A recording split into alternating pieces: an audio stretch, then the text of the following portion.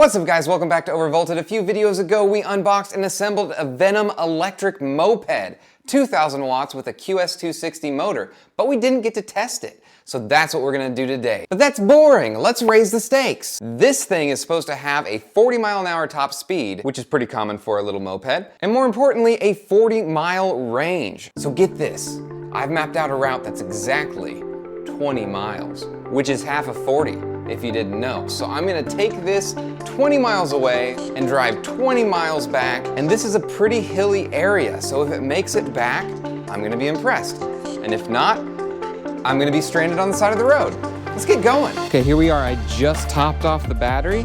So it should be 100%. All right, and guys, I got a little mini GPS here so we can validate that the speedometer works. I hope you can hear me well. I've got my microphone in my helmet. I've got the speed switch onto economy, which is the middle button here, just to give this the best chance of making it. Taking off. Okay, so first thing I notice is the speedometer is way off. So I'm glad I've got this GPS one. It says 30 right now, and I'm actually going 16, and it's even set to miles an hour. It's almost like it's still in kilometers somehow. As far as the ride goes, I mean, it handles like a moped.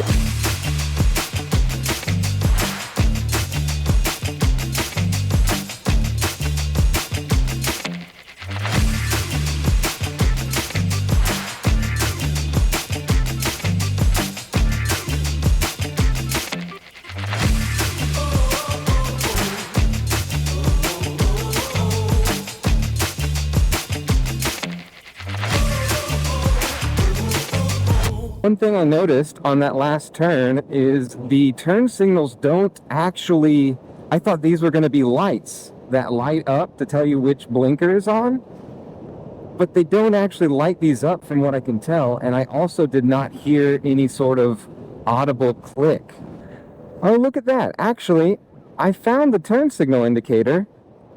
It's just not this thing that I assumed was a light. It's on the little digital gauge cluster itself up at the top. That's interesting.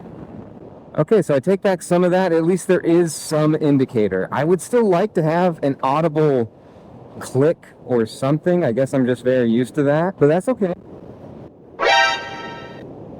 Yep, I'm on a moped, and I still got the deuces from those two motorcyclists. See? Mopeds are motorcycles. I don't know. I've said that a few times on my videos, and I'm not really sold on that idea. I just thought, you know, it might spur on some conversation in the comments. Because no one comments on these videos. Why don't you just pause? Go comment. Say hi. How's your day doing? Oh, look at that. See, I had my turn signals on for probably the last mile.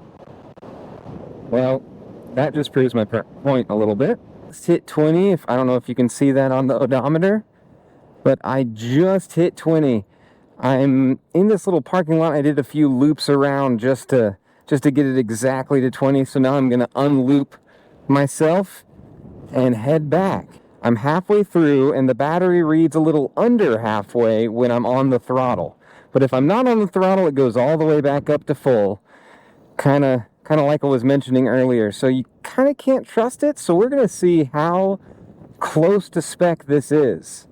I feel like if I did a little bit more city riding, it would be easier of a test on this bike, just because then there'd be some more coasting to a stop, that sort of stuff. I did a little bit of a back roads riding where I had my throttle down the whole time. So we're pushing it to the limits, but I am on eco mode, so that should be good, right? The only development I've had is it seems like the rear brakes have developed a little squeaking. Maybe the caliper isn't quite aligned right and it needs just a little bit of adjustment, because if I barely close down the rear brake lever, it will stop. So I think either something's not quite tight on that rear brake caliper, or it just needs a little bit of adjusting.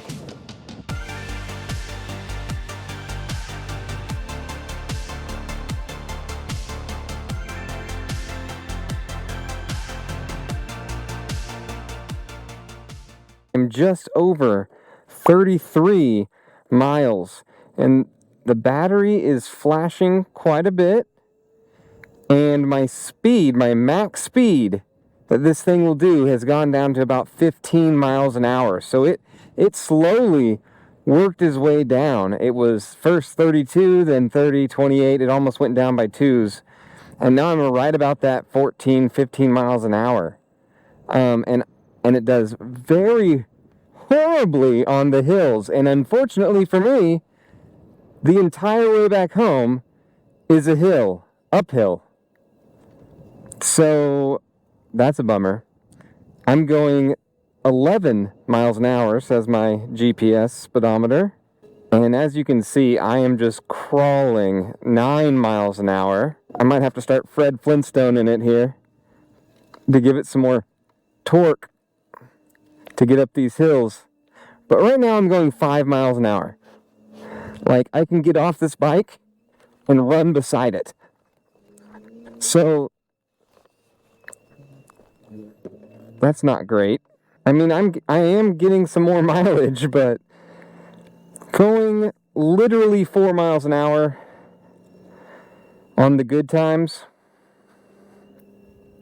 doesn't count. Oh no, it just shut off. It just gave up the ghost. 33.6. Let's see if it'll... Okay, it's going again. Oh, the show's not over yet. Okay, guys. It's pretty much stalled out on this hill, and I am now pushing it.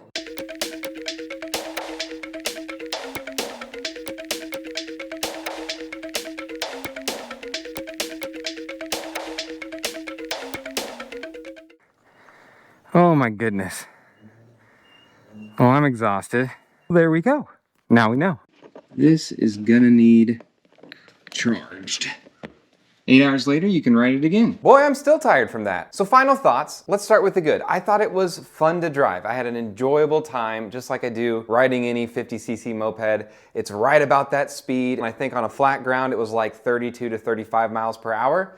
So it's kind of like a 50cc moped as far as speed goes. It is a little bit larger than a normal 50cc moped, so you can more easily fit someone on the back if that was what you were doing. The three main problems I had with it were, one, the speedometer was off a good amount, and maybe there's a way to fix that. So if you guys know, or Venom, if you look at this and you know, let me know and I'll give it a shot, and I can post another video on how to fix that for other people who run into the same problem. But it was pretty regularly 10 to 15 miles an hour off. The good news is it only goes 32 to 35 miles an hour, so you can pretty much just mash the throttle down the whole time and not worry about your speed. The second issue I had was pretty small. It was just a rear brake issue that I needed to tweak the caliper, and then it stopped altogether. So like with any of these bikes that they ship to you, you might have to do some adjustments, tighten some things up, that sort of thing. But that's kind of expected. And the main thing I didn't love was the battery. And it's not just because it didn't get the range that it stated. I don't have any doubt really that you could get to 40 miles if you were a little easier on the throttle, and specifically if you're on a flatter area. But no, the bigger battery issue for me is that it's a lead acid battery. Really is not ideal. It doesn't quite have the punch that a lithium chemistry battery would have. And also, the bigger problem is that you're really not supposed to drain those all the way down and back up. They're gonna lose some of their stated charge over time. Overall, I enjoyed the bike. I'd maybe catch it if it's on sale, especially if you're planning to upgrade the battery.